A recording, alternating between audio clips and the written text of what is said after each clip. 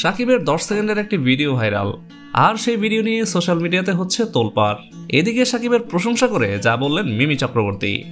চোখ জুড়ানো লোকেশনে ঢালিউড কিং শাকিব খান, আর অন্যদিকে লাস্ট সময়ে আমেরিকান মডেল অভিনেত্রী কেলসি নরেজ।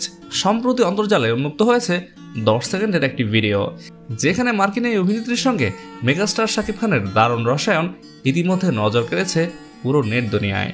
সোশ্যাল মিডিয়ায় ছড়িয়ে পড়া সেই 10 সেকেন্ডের ভিডিওতে শাকিব খানের সঙ্গে মার্কিন মডেল ও অভিনেত্রী কেলসি নরেজকে দেখা গিয়েছে।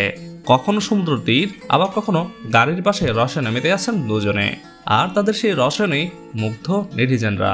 শাকিব খানের ভক্ত ও শুভাকাঙ্ক্ষীরা বলেছেন, এবার হয়তো হলিউডের কোনো সিনেমায় কাজ করছেন ঢাকায় সিনেমার এই কিং। আবার কেউ কেউ বলছেন বোধহয় বিদেশি কোনো প্রসাধনী প্রতিষ্ঠানের বিজ্ঞাপনের অংশ এটি।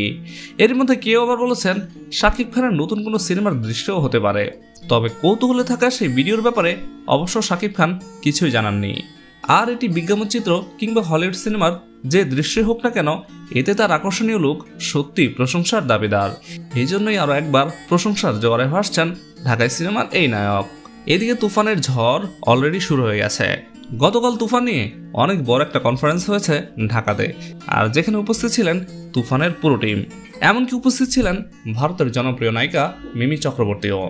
সিনেমাটি মুক্তির উপলক্ষেই রাজধানীর একটি অভিজাত হোটেলে সংবাদ সম্মেলন অনুষ্ঠিত হয়। বুধবার সেই অনুষ্ঠানে যোগ দিতে কলকাতা থেকে বাংলাদেশে এসেছিলেন মিমি চক্রবর্তী। অনুষ্ঠানে উপস্থিত ছিলেন শাকিব খান নিজেও, পাশাপাশি আরও ছিলেন অভিনয় শিল্পী এবং কলাকুশলীরাও। এই সময় শাকিবের প্রশংসা করে মিমি চক্রবর্তী বলেন, আমরা যখন শ্যুট করছিলাম সে সময় অনেক গরম ছিল। শাকিব সে সময় স্যুট পরেছিল।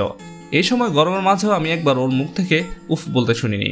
তবে এত গরমের মধ্যে স্যুট পরে থাকার পরেও আমি শাকিবের মুখ থেকে উফ শব্দটি বলতে শুনিনি। মিমি আরও বলেন, আমরা সবাই মিলে খুব মিষ্টি একটা প্রজেক্ট তৈরি করেছি, তাই আপনাদের সবার কাছে আমি খুবই কৃতজ্ঞ। পাশে থাকবেন, হৃদয়ে জায়গা দেবেন, যেন আগামী দিন আরও ভালো ছবি উপহার দিতে পারি।